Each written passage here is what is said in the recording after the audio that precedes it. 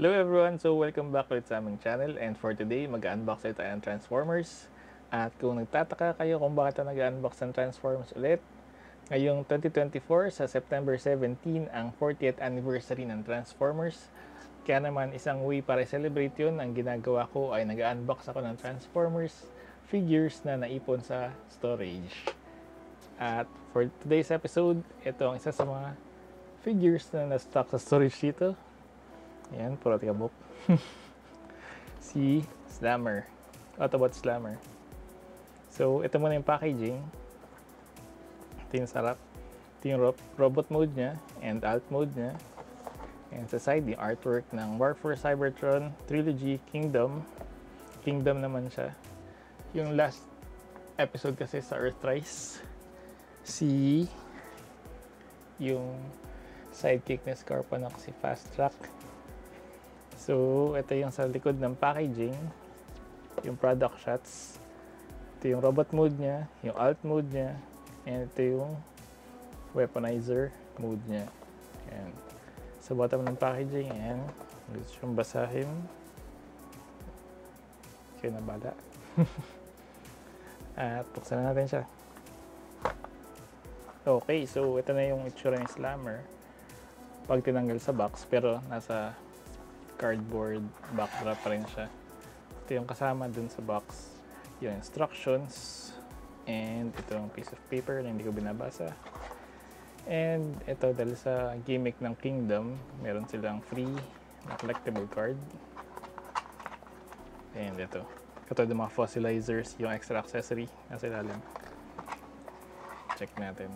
Uy, si Dinobot. And i-check natin kung sino yung nasa loob. Okay.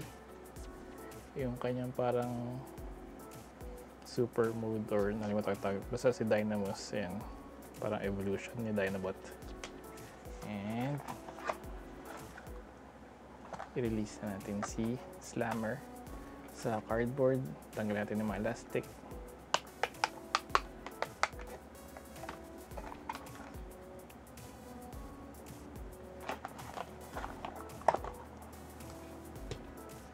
At ayan. So, si Slammer, isa siya sa mga sidekick or drone, or ano ba tawag sa kanila. Basta yung mga alalay ni Metroplex, isa siya dun. Yung dati, na-unbox natin years ago, si Six Gun sa Siege. Nasa Pasita siya. Kaya, sayang, pwede sana silang pagsamahin sa photo. Yung dalawang sidekick ni Metroplex. Pero sa ano lang, pagka nagkaroon ng chance na kunin sila sa Pasita or mapunta to sa Pasita, itong si Slammer. So, ito.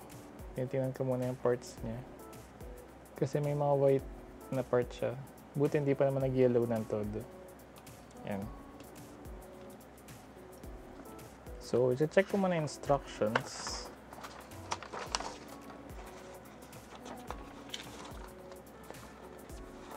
And ayun. So, ilalagay yung kanyang weapon, syempre sa kamay niya. Ayan. May mga nakita akong fan mode nito. Iba nila yung configuration para magmukha siyang mas matangkad. Pero hindi ko muna gagawin yun ngayon. Siguro pag nag-photoshoot na lang. Ang gawin na lang muna natin ngayon, i-transform muna natin siya into alt mode. Ito yung alt mode niya, tank. Teka, alisin ko muna ito. And kailangan i-rotate yung arms.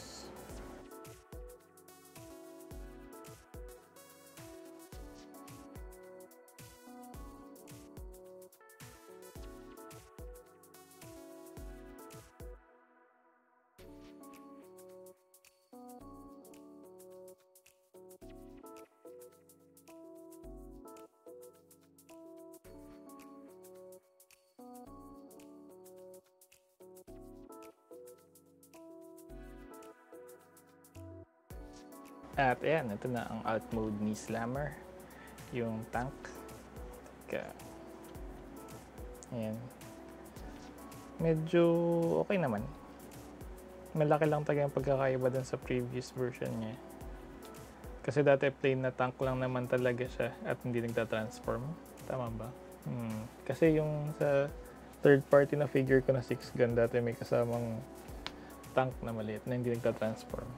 Ayan, so ito nga pala itsura ni Slammer kapag ginawa siyang weapons and armor ng ibang Transformers.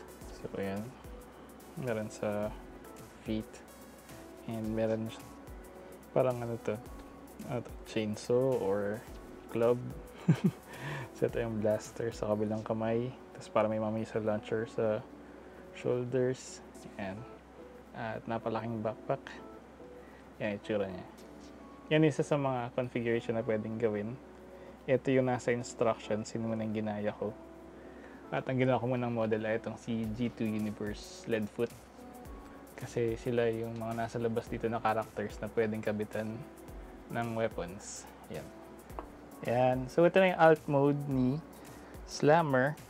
Bale, tank siya. And dahil tank yung alt mode niya, nalala ko meron din ibang mga Transformers dito sa Cavite na tank din ang alt mode. Katulad nitong si Impactor. Pero futuristic tank siya. Ayan. Kung napanood niyo yung mga nakaraang video, tinransform ko siya kasabay ni Spindle, yung fossilizer. And ito yung isa pa, yung Thrilling 30 na double dealer. Pero hindi kata ito nagawa ng unboxing video or transformation video. Pero may extra to dun sa video yata ni Punch and Counter Punch. Kung tama yung tanda ko. Tapos, yung sa dulo naman, si Blood John. Yung sa, nalagay ko na sa caption. Tapos, ito kasi si double dealer. Yung Thrilling 30 niya. Tinanggal ko yung original na head niya. And, ginagawa ko, kinakabit ko itong Titan Master na version. Ayan. Yeah. Ayan, lagay natin siya sa wrap. Ayan.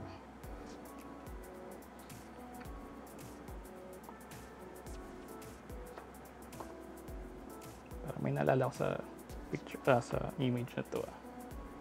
Anyway, kung nagustuhan niyo yung video, hit like and subscribe. At kung hindi naman, okay lang din. Hindi nyo kailangan mag-subscribe, pero kung gusto nyo, okay lang din. So, dito muna tatapusin yung video at magkita-kita lang tayo sa susunod na episode. Bye-bye!